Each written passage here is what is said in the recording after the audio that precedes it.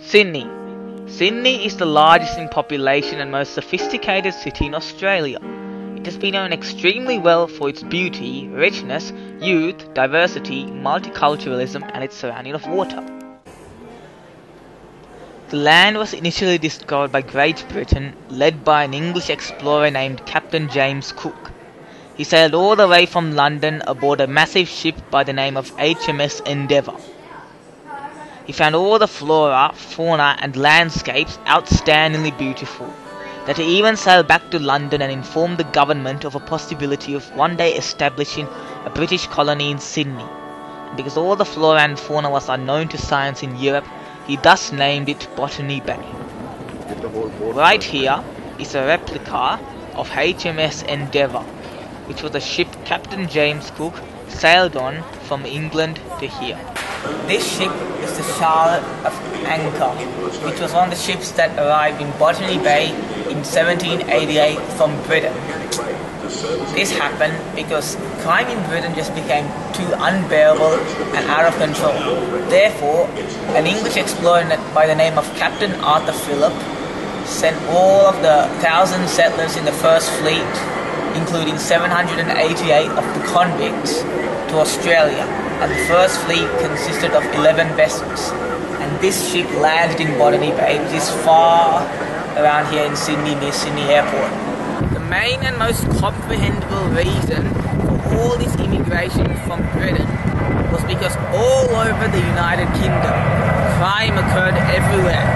That's why the British government eventually thought that it would be the best idea to find a place elsewhere for all the convicts to live a safe and happy life elsewhere.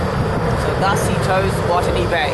But later he moved to Port Jackson for a better place and he established a settlement at Sydney Cove. Now, you can see this is what the sea looks like, on which the First Fleet would have sailed on. It's very wide, and in the back you would see Sydney Airport, which was constructed years after the British and other Europeans arrived in Australia. There are also many people swimming in the waters, indicating Botany Bay has been changed into a beach after colonists came. So overall, life in Australia is very different today compared to what it was like when only the Aborigines were around. This is Port Jackson, where the First Fleet sailed afterwards from Botany Bay.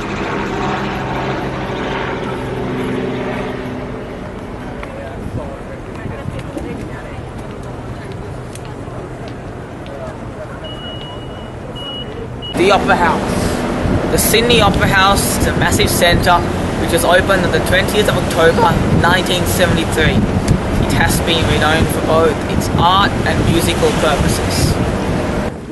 Here is the path leading to the entrance of the Sydney Opera House. We now come to the waters of Sydney Harbour. It's quite a beautiful and sunny day, and a couple of cruises are going on.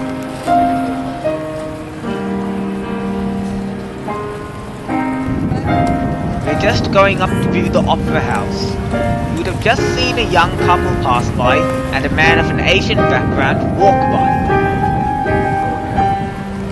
It took 16 years to construct, between 1957 and 1973. It was designed by a Danish architect named Orne Zinn. Ever since it was built, after years since its opening, it eventually became known as a UNESCO World Heritage Site on the 28th of June 2007. You can now see there is the Harbour Bridge. It was designed and built by a British firm engineering consultancy called Dorman Long of Middlesbrough, and then it was opened to the public in 1932. Here is just another cruise ship, which is carrying quite a few passengers on board.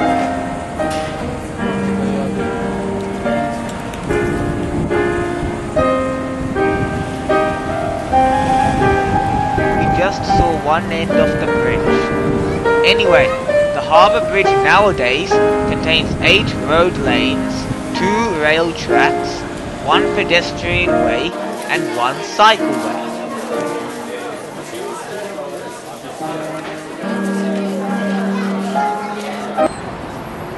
We have now come near the Sydney IMAX Theatre, and there are also theatrical posters for The Hobbit, The Desolation of Smaug and The Hunger Games Catching Fire.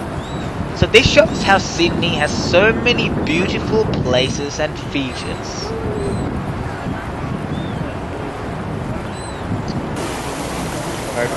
Some more buildings here in Sydney. They have the appearance of a very modern structure. There is also, you can see, the bridge crossing Darling Harbour.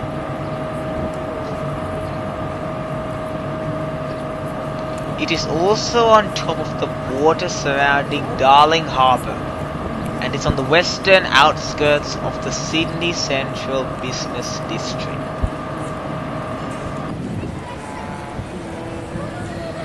Look at how stunning Darling Harbour is.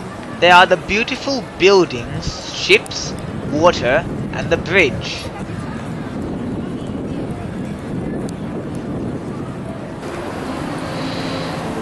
We have now come to the very bottom of Sydney Tower. You would see that it looks like the bottom level of an average city building, but it is not.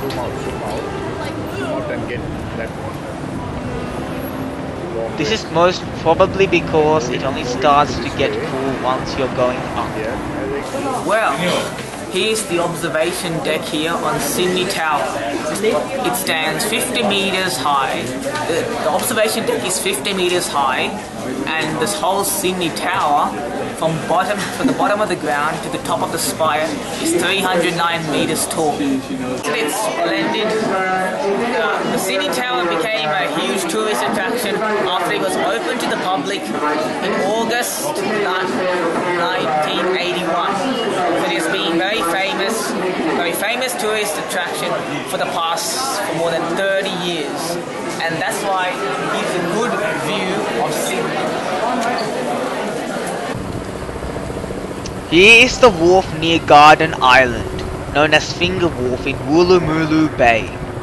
Since it was finished in the year 1915, it has been known for being the longest timber-tiled wharf in the world. Over the years, it has been used for the exportation of wool, but it was also used for troop deployment during the World War. Garden Island, a fleet base east of the Royal Australian Navy. For many years, it has been the principal East Coast naval base of the Royal Australian Navy, and the main port where many of the Navy's ships are kept.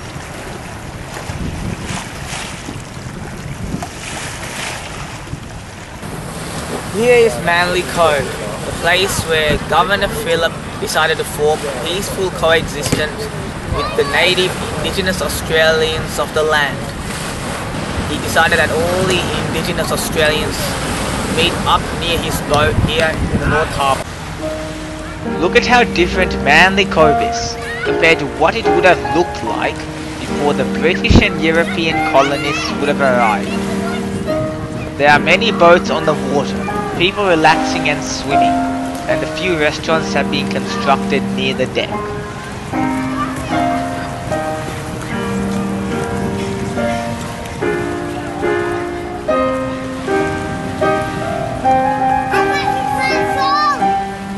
There's even one family enjoying a boat ride around the bay, so this would indicate how much of an impact the Western world has had on typical Australian culture.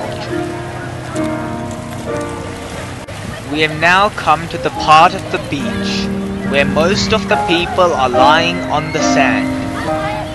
There are even people on their phones, and some of them are even going canoeing.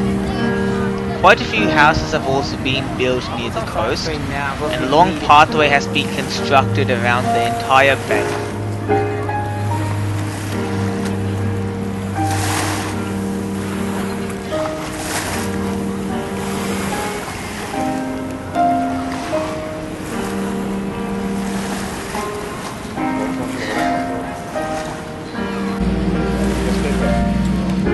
entrance to the restaurants near the deck of Manly Cove can now be seen as we go in. A lot of buildings have been constructed in the area of Manly, indicating Sydney's urbanisation ever since the Aborigines were no longer the rulers of the land.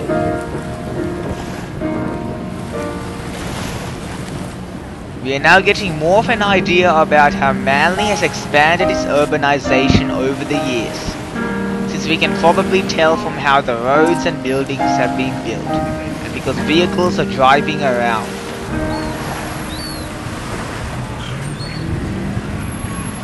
As time passed, the colony began to rapidly increase, so Philip thought it would be effective to build houses in this area near the Parramatta River because of its high in-quality soils and its very adequate supply of fresh water.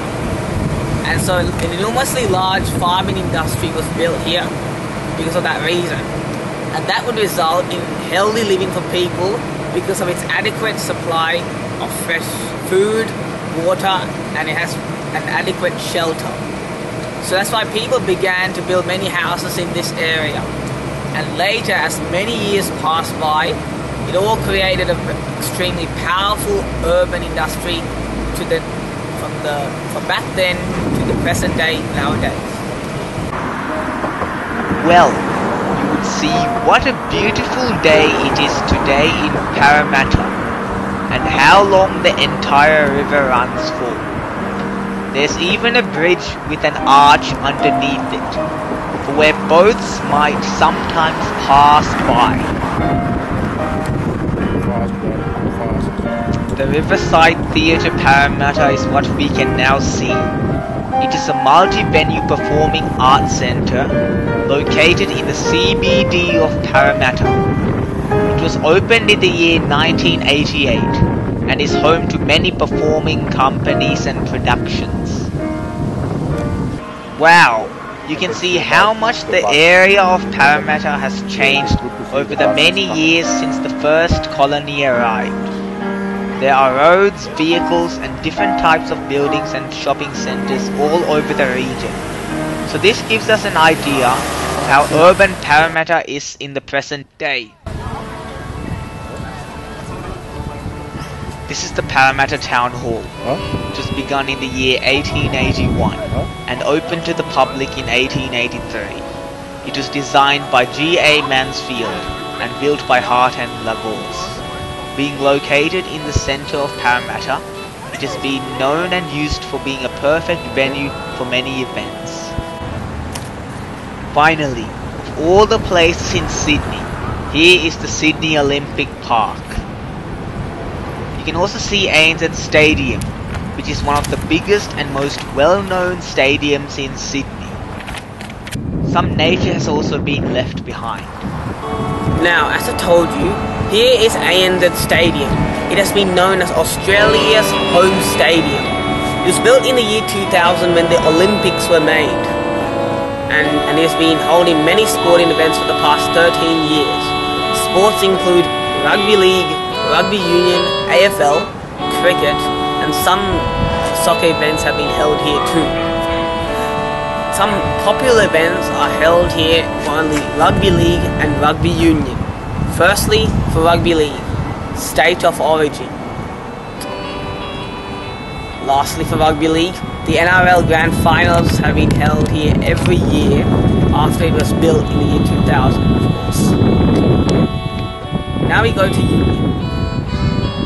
Here is one of the most famous events that the game of rugby union has ever held before. The Bledisloe Cup, which is held every year between Australia and New Zealand. Throughout the years, the All Blacks have dominated the Wallabies since the year 2003, so the Wallabies haven't won since yet. How unfortunate. Also, the Rugby World Cup 2003 final between Australia and England was held here in ANZ Stadium, but it was known as Telstra Stadium back then. They're so good that unfortunately for us as Australians, we were beaten 20-17 when the English fly half named Johnny Wilkins kicked a drop goal for England in the dying seconds of the game. So we lost the World Cup and England won it.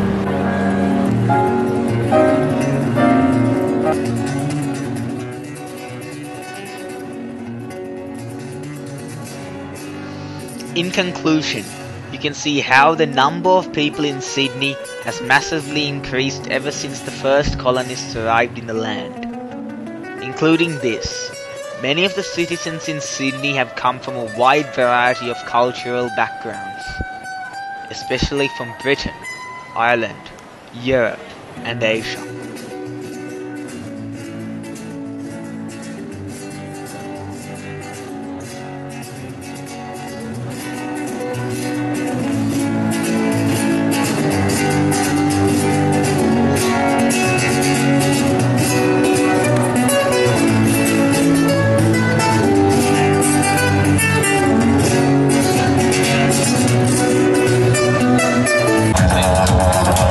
Circular Quay, there's a great Aboriginal dance going on, so it informs us that their strong tradition is still prevailing.